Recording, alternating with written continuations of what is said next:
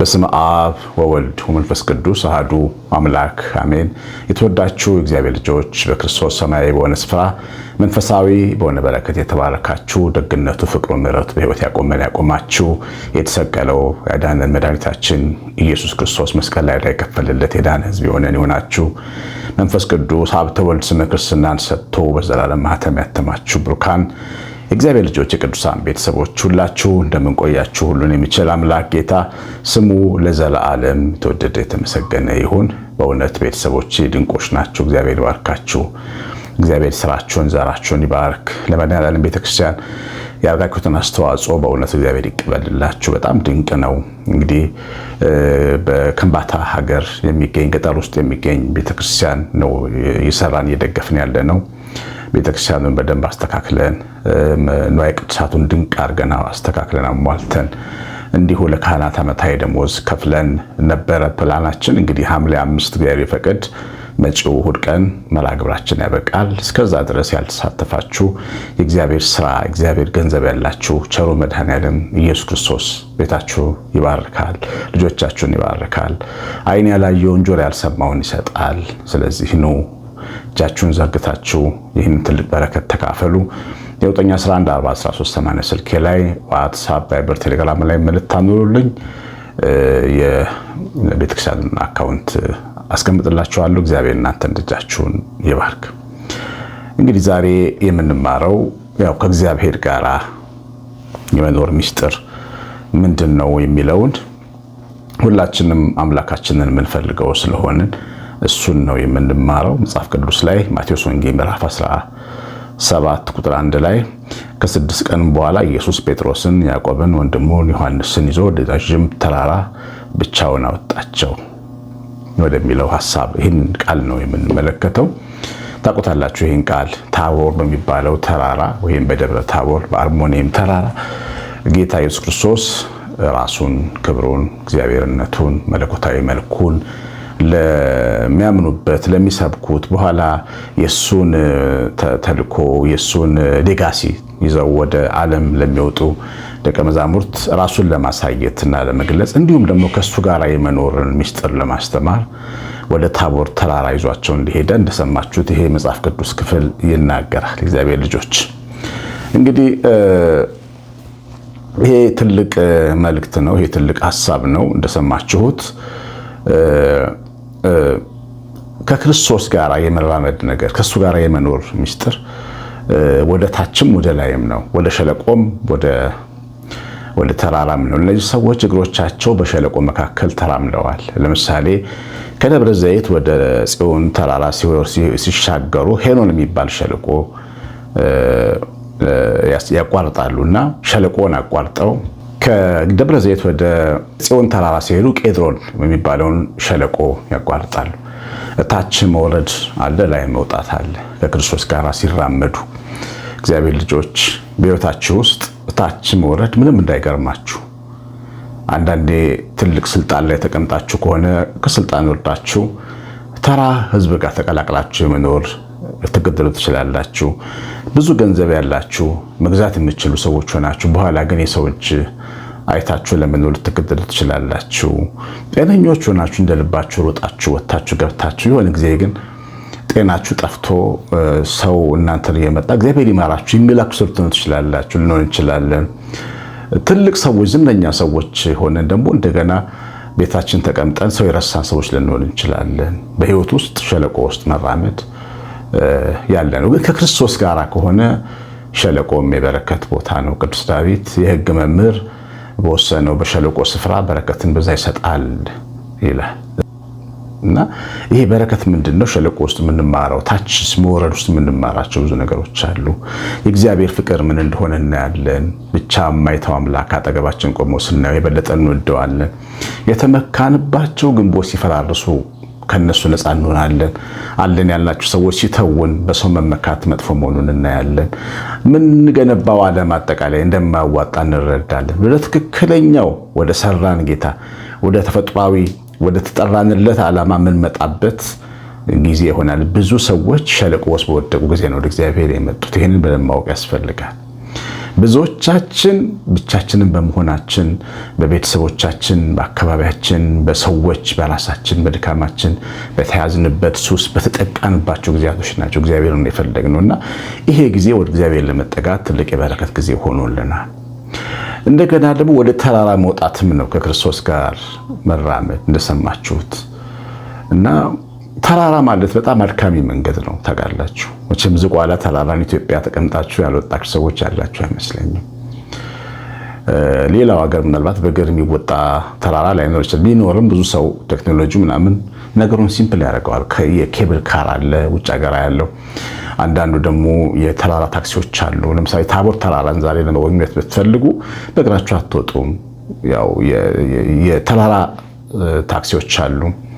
አንዳንድ ኢትዮጵያውያን ግን ከታች ወደ ላይ በእግራቸው ሲሄዱ እመለከታለሁ። አልፎ አልፎ በረከት ነው ብለው ግን በእኛ ሀገር ዝቋላ ተራራን ለመሳለም አዌ ለመዘከር እግዚአብሔርን ለማሰብ ስንወጣ ምን ደክሞ ድካም አትረሱም መቼም እና ተራራ ድካም ነው። ከእግዚአብሔር ጋር አንዳንድ ድካም ያለው ጉዞ ነው የምንጓዘው። ድካም አለው። ድካሙ ከባድ ነው። ከባድ ድንጋይ እንደተሸከመ ሰው ልንሆን እንችላለን። ለምን ድካሙ ራሳችን ተሸክመ ነው የምንሄደው። ማንነታችንን ይሄ ያልተሰራ አካላችንን፣ ስጋችንን፣ ፍላጎታችንን፣ ገደብ የሌለው ምኞታችንን በቃ የማይረካ ውስጣዊ ጥማታችንን ተሸክመን ነው ወደ እግዚአብሔር የምንመጣውና በጣም ትልቁና ከባዱ ነገር ራሳችን ተሸክመን ስለምንወጣ ነው ወደ ተራራ እና ይሄ ማንነታችን እየከበደን ነው። ግን ተስፋ እንዳትቆርጡ፣ በፍጹም ተስፋ እንዳትቆርጡ። በሞት ጥላ እንኳን ብትሄዱ ተስፋ እንዳትቆርጡ። እንኳን ተራራ ላይ መውጣት ከእሱ ጋር እስካላችሁ ድረስ በሕይወት እንቆማለን። እግዚአብሔር ይቀድሰናል። እግዚአብሔር ያበረታናል። ሸክማችንን ያራግፋል። ምኞታችንን ይፈጽማል። ራሳችንን እንድንገዛ እንድንቀደስ፣ ደማችን፣ ስጋችን፣ መንፈሳችን ለእግዚአብሔር መንፈስ እንዲገዛ የምንሆንባቸው ደግሞ ቀናቶች አሉ። እግዚአብሔር ልጆች ራሳችሁን ጥላችሁት ግን እንዳትሄዱ። እንደዛ ደግ ሳምራዊ ራሳችሁን የምታነሱ ደጎቹን ለራሱ ሰው ለራሱ ደግ መሆን አለበት። እንደውም በጣም የሚገርማችሁ ሰው በራሱ ላይ ሲከፋ ይጨክናል የበለጠ የውጩን ሰው ለማገዝ አንጀቱ ርህራሄው ሊረዳው ይችላል። ራሱን ግን ውስጡን ስለሚያውቅ ሰው በራሱ በተናደደ ጊዜ ራሱን ሊጎዳ ይችላል እና እኔ የሚገርመኝ ከባድም ነው ብዬ ማደንቀውም ሰው ለራሱ ሲያዝን ነው። ራሱ በጤነኛ መንገድ ሲመለከት ነው። ከኢየሩሳሌም ወደ ኢያሪኮ የወረደው ማንነቱን ከመሬት ሲያነሳው ነው። ዘይት ሲያፈስበት ወይን ቁስሉ ላይ ሲያፈስበት፣ ለሐኪም ወስዶ ለካህን ሲሰጠው፣ ለእግዚአብሔር ቃል ለወንጌል ለቤተ ክርስቲያን ሲሰጠው ማንነቱን ሰውነቱን እሱ ነው ትልቅ አገልግሎት። እግዚአብሔር ልጆች ተራራው ላይ ስንወጣ ከባድ መንገድ የሚሆነው ራሳችን ተሸክመን መሄዳችን ነው። ሁለተኛ ደግሞ ሰዎችን አብረን ይዘን የምንሄደው ጌታ እንዳደረገው ሶስቱን ደቀ መዛሙርት ይዟቸው ይሄዳል። ከሰው ጋር ነው የምንራመደው። ወደ እግዚአብሔር ቤት ስትገቡ ካህን ነው ሰው ነው የሚያገለግላችሁ፣ ሰው ነው የሚቀድስላችሁ፣ ሰው ነው የሚሰብካችሁ የሚዘምርላችሁ፣ ሰው ነው አብሯችሁ ቆሞ ውዳሴ ማርያም የሚያደርስ አሜን በአማና ቅዱስ የሚለው ደግ ሰላም የምትቀመጡት አብራችሁ ማዕድ የምትቀመጡት ከሰው ጋር ነው። ሰው ደግሞ በጣም አድካሚ ነው ታውቃላችሁ። ሰው በጣም አድካሚ ነው። ጌታ ግን ሁለት አድርጎ ነው የላካቸው ነው የሚለው መጽሐፍ ቅዱስ ላይ። ደቀ መዛሙርቱ ብቻ መሄድ አይቻልም። ብቸኞቹ ናችሁ እግዚአብሔር ቤት የምትገቡት ሰዎች ተስተካከሉ፣ ከሰው ጋር አውሩ፣ ሰው ሰላም በሉ፣ ሰው አቅፋችሁ ሳሙ፣ ሰው እንደምትወዱት ንገሩት፣ እንዳማረበት ንገሩት፣ ዋጋ እንዳለው ያ ሰው እንዲሰማ አድርጋችሁ ውጡ። ቤተክርስቲያን ስትሄዱ ፍቅር ትልቅ ኃይል ነው። የእግዚአብሔር መገኛ አድራሻው ፍቅር ነው። ሁለት ወንድማማቾች አባታቸው ትልቅ እርሻና ወፍጮ ቤት አውርሷቸው ሞተና በጣም ይዋደዳሉ። አንዱ ያገባ አንዱ ያላገባ ነው። ያገባው ብዙ ልጆች አሉት፣ ያላገባው ገና ልጅ ነው እና እርሻውም ምርቱም ወፍጮም እኩል የጋራ ነው የሚካፈሉት እና እርሻው ይታረሳል፣ በፍሬው እኩል ይካፈላል ማለት ነው። እነሱ ምንድነው የሚያደርገው? ለሊት ልጆች የሌለው ገና ያላገባ ወጣት ይህን ሁሉ ምግብ ምን አደርገዋለሁ? ወንድሜ እኮ የልጆች አባት ነው ብዙ ያስፈልገዋል እያለ በሌሊት እየተነሳ ከጎተራው እየቀዳ እየዛቀ እዛኛው ጎተራ ውስጥ ይጨምራል ያኛው ወንድም ደግሞ ወንድሜ እኮ አላገባ ትዳር የለው ምን የለው ደግሞ እንደገና የሱን እህል እንዴት ነው ጨምሬ ልስጠው እያለ እሱ ደግሞ ያኛው ስለሚወደው እሱም ደግሞ ይነሳና ከሱ ጎተራ ወደዛኛው ጎተራ ይጨምራል። እና አንድ ቀን ሁለቱም አንዳቸው ለአንዳቸው ሊጨምሩ ሲሯሯጡ ተገናኙ በሌሊት መንገድ ላይ እና ተቃቅፎ ተላቀሱ። እና እግዚአብሔር ቤተክርስቲያኔን እዚህ ቦታ ብሰራ አለ ይላል አንድ ጸሐፊና ሰው ተቃቅፎ እግዚአብሔርን ሲያገለግል እጅ ለእጅ ተያይዞ ጸልዩ በእንተ ሰላም ሲባል ታውቃላችሁ። ቤተክርስቲያን ውስጥ ተቃቅፋችሁ ሰላም ተባብላችሁ ይቅርታ ተጠያየቁ፣ ፍቅርን አድርጉ፣ ሰላም ፍጠሩ። መንፈሳዊ ፍቅር፣ አጋፒው ፍቅር፣ ሰማያዊው ፍቅር ተለማመዱ ማለት ነው። እኛ ዝም ብለን በልማድ አራቱን አቅጣጫ ግድግዳ ሰላም ብለን ነው የምንወጣው። ግን የጸልዩ በእንተ ሰላም የሚለው የቅዳሴው አዋጅ የዲያቆን አዋጅ ሰላም ተባባሉ ማለት ነው። ሰላም ተባብለህ ውጣ።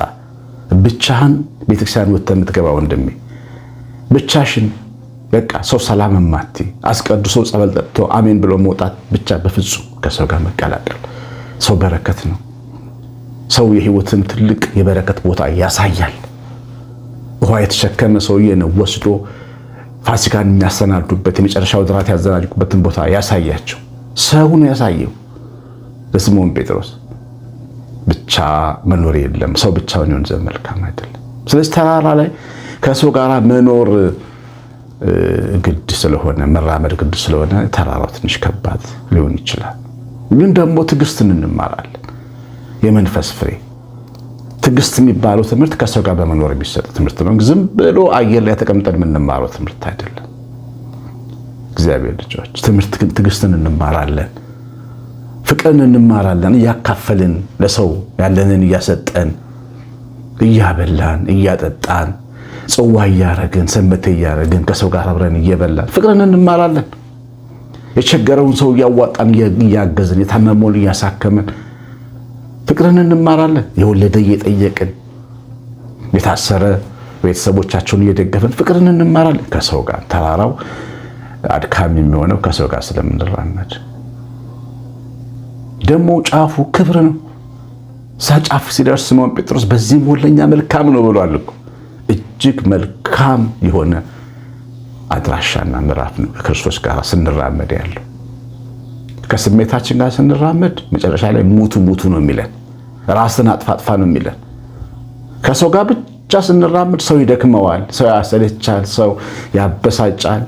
ሰው ለምኔ ብለን ነው የምንተወው። ብቻችንን ብንራመድ ሰው ብቻውን ይሆን ዘንድ መልካም አይደለምና ስትረስ ይገለናል። ከክርስቶስ ጋር ግን ህይወት ያማረ ነው። ከሱ ጋር ስንራመድ ሸለቆ መውጣት፣ ተራራ መውጣት አለ፣ ክብር አለ። ያን የነጩን ብርሃን ነጸብራቅ ማንጸባረቅ አለ። የፊቱን መልክ እየመሰልን የምናበለጨልጭበት ክብር አለ። ቅድስናውን እንካፈላለን። በማናውቀው ሁኔታ እንሰራለን፣ እንገነባለን። ድንጋይ ጠራቢው የጸራይ ብሎ የተባለው ኢየሱስ ክርስቶስ ይጠርበናል፣ ያስተካክለናል። ድንጋዩ ልባችን ማንነታችንን ይቀርጸዋል፣ ያስተካክለዋል። ተራራው የክብራችን ቦታ እዚህ መሆን መልካም ነው የምንልበት፣ መውረድ የማንመኝበት የከፍታ ቦታ ነው። በእውነት እግዚአብሔርን ቀምሳችሁ የምትኖሩ የእግዚአብሔር ልጆች ምስክሮቼ ናችሁ። ሌላ ዓለም ትመኛላችሁ? አሁን ከእግዚአብሔር ውጭ ሌላ ዓለም አለ ብላችሁ ታስባላችሁ? ምረጡት ባሉ ትመርጣላችሁ? አትመርጡ። በቃ ተራራ ላይ የደረሰ ሰው በፍጹም ወደታች አይወርድም። ሊሆን አይችልም። ያልገባው ነው የሚመለሰው። የፊቱን መልክ ያላየ ነው የኢየሱስ ክርስቶስን ያን ደግነቱን፣ የዋህነቱን፣ ትሁትነቱን ያላየ ሰው ነው ወደኋላ የሚመለስ እንጂ አይመለስ። ከዛ በኋላ ስምዖን ጴጥሮስ አልተመለሰም። በሮማ አደባባይ እንደዚህ የተሰቀለው ተሰቅሎ እንደ ጌታ ያልሰቀልም ብሎ እሞትለታለሁ ብሎ መልኩን አይቶታል፣ ክብሩን አይቶታል፣ ፍቅሩን አይቶታል፣ እጁን አይቶታል፣ ደግነቱን አይቶታል። ትቶት ሊሄድ አልቻለም። እግዚአብሔር ልጅ ከክርስቶስ ጋር የሚሄድ ግን በሱ ተለስቶ መኖር ነው። በሱ ውስጥ መጠቅለል ነው። የመጨረሻ እግዚአብሔርም ዓላማ ዓለምን በክርስቶስ መጠቅለል ነው። የእግዚአብሔር ልጅ እንኳን ደስ አላችሁ። ከሱ ጋር ለመኖር የመጣችሁ እንኳን ደስ አላችሁ። እንኳን ለዚህ ክብር አበቃችሁ። በርቱ ቤተሰቦች፣ ተስፋ እንዳትቆርጡ። ሊያደክም ይችላል። ወደ ኋላ እንዳትመለሱ። ወደ ኋላ መመለስ ወደ ታች መውረድ ነው። ታውቃላችሁ፣ ከተራራ መውረድ ወደ ታች እንዳትወርዱ በፍጹም። እግዚአብሔር በዘረጋልን መሰላል ወደ ላይ ነው መውጣት ያለብን። የሰማነውን በልባችን ይጻፍልን። እግዚአብሔር ቸርነት፣ የእመቤታችን ረድኤት በረከት፣ የምልዓት ጥበቃ አብሮን ይሁን። የጌታችን ብርሃን በቤታችሁ ይብራ። ፍቅሩ በልባችን፣ ሀብቱ መንፈሱ በውስጣችን በቤታችን ይስራ። የመድኃኔዓለም በረከት ቤታችሁ ይግባ። በእውነት ቤተሳኑ ስለሰራችሁ ስለምታግዙ እግዚአብሔር ይባርካችሁ። ሌሎቻችሁም ያልተሳተፋችሁ ተሳተፉ። ቄስ አሸናፊ ገብረ ማርያም ነኝ። እግዚአብሔር ከእናንተ ጋር ይሁን። ሰላም